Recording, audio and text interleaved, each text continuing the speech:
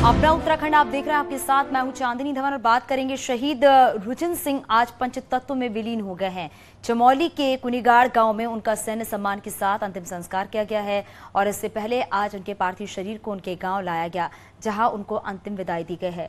रुचिन जम्मू कश्मीर के राजौरी में शहीद हुए हैं। वो 9वीं पैरा कमांडो में थे। उनकी शहादत की खबर मिलने के बाद पूरे गाँव में सन्नाटा पसरा हुआ है और हर कोई गमगीन दिखाई दे रहा है।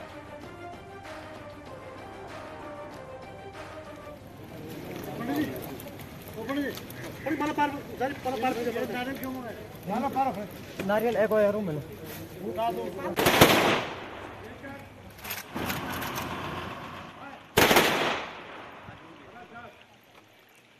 निश्चित रूप से ये एक पूरे भारत के लिए, पूरे उत्तराखंड के लिए और इस क्षेत्र के लिए एक दुखदायी क्षण तो है, जिसमें कि वीर सपूतों ने 5 हमारे सैनिकों ने अपना सर्वस्व न्यौछावर किया। एक छोटा भाई, उनकी पत्नी और उनका एक 4 वर्षीय बेटा।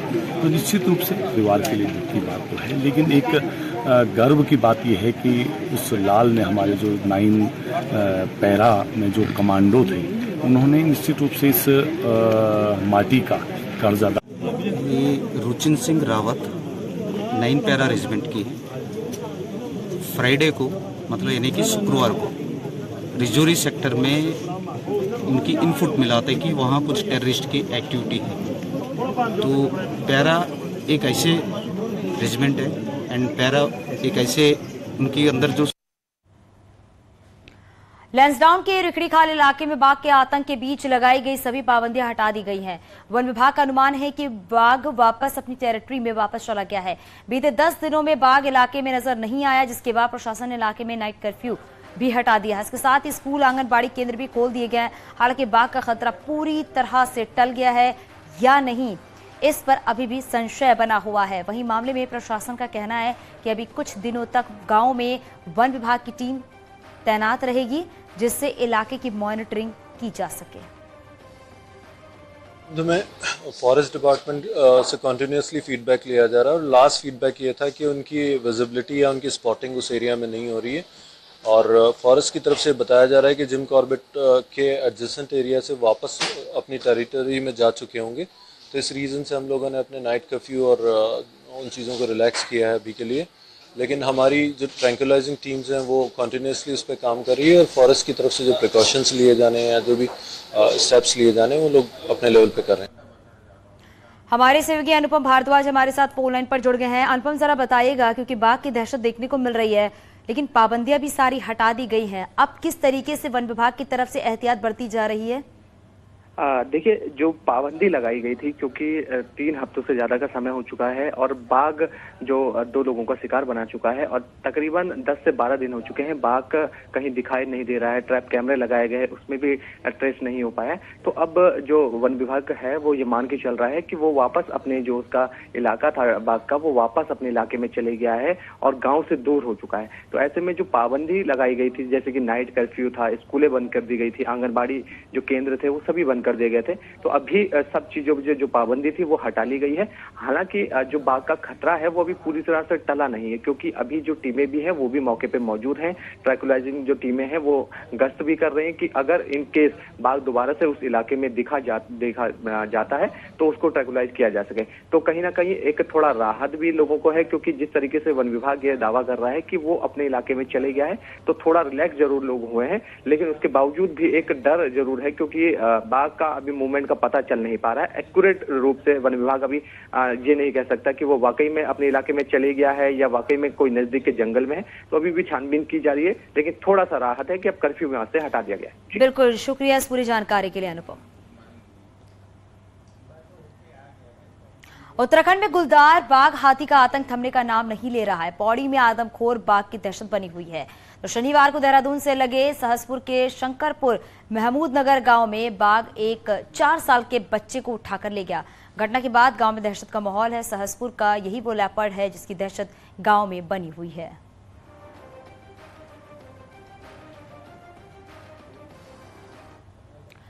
दो जंगली हाथियों की लड़ाई का एक वीडियो सोशल मीडिया पर वायरल हो रहा है। वीडियो में दो हाथी भीषण तरीके से आपस में भिड़ते हुए नजर आ रहे हैं। सड़क किनारे गुजर रहे किसी राहगीर ने इसका वीडियो बना लिया है। वीडियो हरिद्वार की चीला रेंज का बताया जा रहा है, जिसे शेयर किया जा रहा है। हालांकि राजाजी टाइगर रिजर्व के जो अधिकारी हैं इसे टाइगर रिजर्व से बाहर का बता रहे हैं। हालांकि न्यूज 18 इस वीडियो के चीला रेंज के होने की पुष्टि नहीं करता है।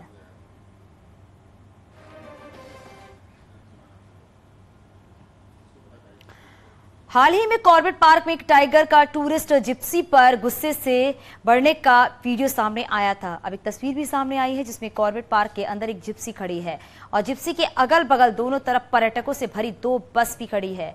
राकेश शर्मा नाम के एक वन्यजीव प्रेमी ने इस तस्वीर को खींचा है। तस्वीर से साफ पता चल रहा है कि कॉर्बेट में टूरिस्टों की भारी आवाजाही किस तरह से जानवरों के रास्ते में रोड़ा बन रही है।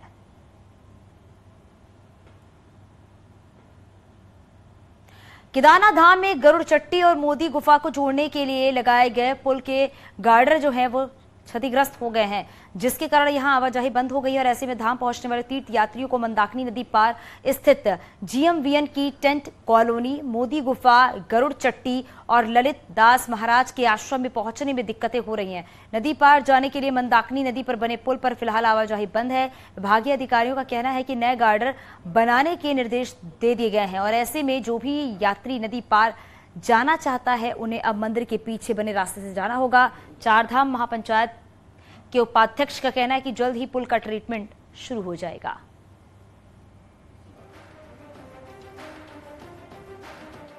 गरुड़ चट्टी वाला जो पुल है वो क्षतिग्रस्त हो गया है और मोदी जी की गुफाएं भी वही हैं और गरुड़ चट्टी जहां मोदी जी की तपस्थली भी है वो पुल भी वहीं की कनेक्टिविटी है और उस पुल का सुधारीकरण जल्दी से जल्दी होना चाहिए।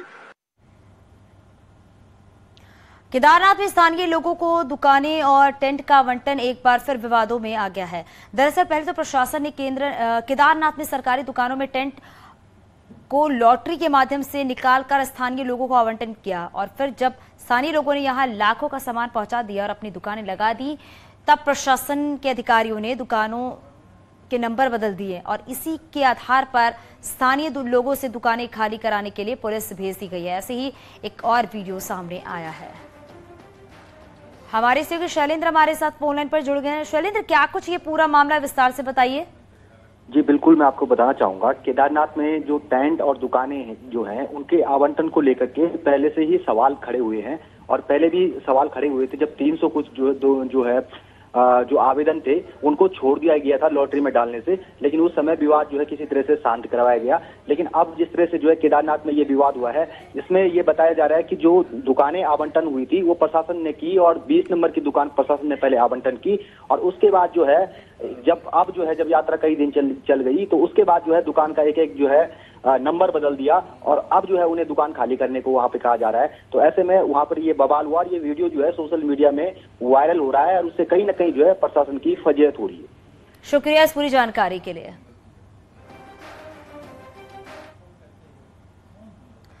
केदारनाथ से खबर है, गौरीकुंड में घोड़े खच्चरों के लाइसेंस नहीं बनने पर संचालकों में भारी नाराजगी है, जिसके चलते अब प्रशासन को चेतावनी भी दी गई है। लाइसेंस नहीं बनने पर विरोध भी होगा और 12 मई से अनिश्चितकालीन हड़ताल की चेतावनी भी दी गई है।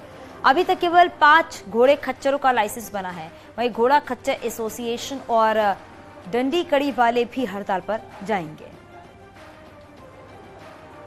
चिताई की है, अगर इन्होंने समय रहते हुए सभी लोगों के अगर लाइसेंस नहीं बनाए, यहाँ पर जो 5000 तो लाइसेंसधारी है और करीब 6000 से ऊपर बिना लाइसेंसधारी है, या तो बिना लाइसेंसधारी को यहाँ से बाहर ट्रैक से बाहर किया जाए या इनको सबको रोजी रोटी कमाने का अधिकार दिया जाए। अगर यद्यपि अगर ऐसा नहीं हुआ तो हम लोग 11-12 तारीख को कभी भी अनिश्चितकालीन जो है हड़ताल पर चले जाएंगे। चारधाम यात्रा में अभी तक 4,75,000 श्रद्धालु दर्शन कर चुके हैं। केदारनाथ को लेकर श्रद्धालुओं में ज्यादा आकर्षण है। सबसे ज्यादा 1,58,000 श्रद्धालु केदारनाथ पहुंचे हुए हैं। बद्रीनाथ में 1,18,000 श्रद्धालुओं ने दर्शन किए, जबकि गंगोत्री में 1,04,000 और यमुनोत्री में 92,000 श्रद्धालुओं ने दर्शन किए हैं। वहीं इस बार अभी तक 21 श्रद्धालुओं की यात्रा के दौरान मौत हुई है।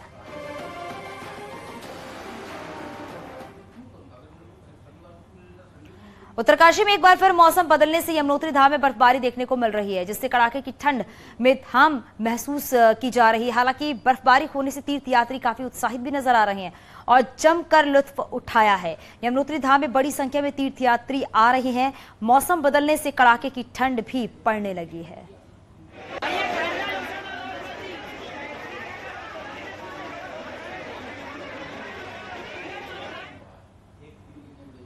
गंगोत्री धाम के मुख्य पड़ाव उत्तरकाशी जिला मुख्यालय नगर क्षेत्र में नगर पालिका ने पार्किंग बनाई है। अब ये पार्किंग से यात्रियों को भारी परेशानी हो रही है।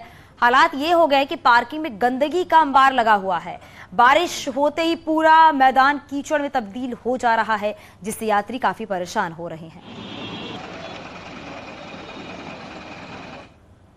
ये प्रकरण कुछ समय पहले जानकारी में आया था, जहां पे रामलीला मैदान में शुरू में पार्किंग नहीं हो रही थी, तो पुलिस के द्वारा भी इसमें नगर पालिका से बात की गई, हमारे द्वारा भी ईओ को निर्देशित किया गया। उसके बाद वहां पार्किंग होना प्रारंभ हो गया है। और उत्तराखंड के सीएम पुष्कर सिंह धामी दिल्ली के दौरे पर जाएंगे। सीएम धामी दोपहर 2:30 बजे दिल्ली पहुंचेंगे, जबकि 2:50 पर सीएम धामी उत्तराखंड सदन भी पहुंचेंगे और दिल्ली में सीएम पुष्कर सिंह धामी कई केंद्रीय मंत्रियों से मुलाकात भी करेंगे।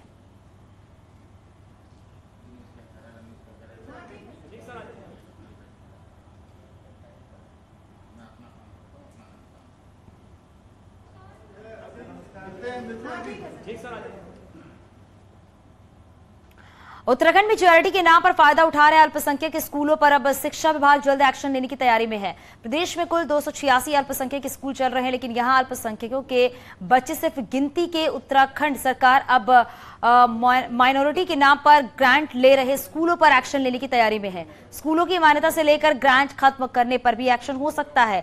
दरअसल प्रदेश में माइनॉरिटी के नाम पर चल रहे स्कूल मोटी फीस ले रहे हैं और सभी मुख्य शिक्षा अधिकारी जांच करेंगे। 4 सदस्यीय टीम स्कूलों की जांच के बाद अपनी रिपोर्ट सौंपेगी। स्कूलों में छात्रों की धर्मवार गिनती की जाएगी।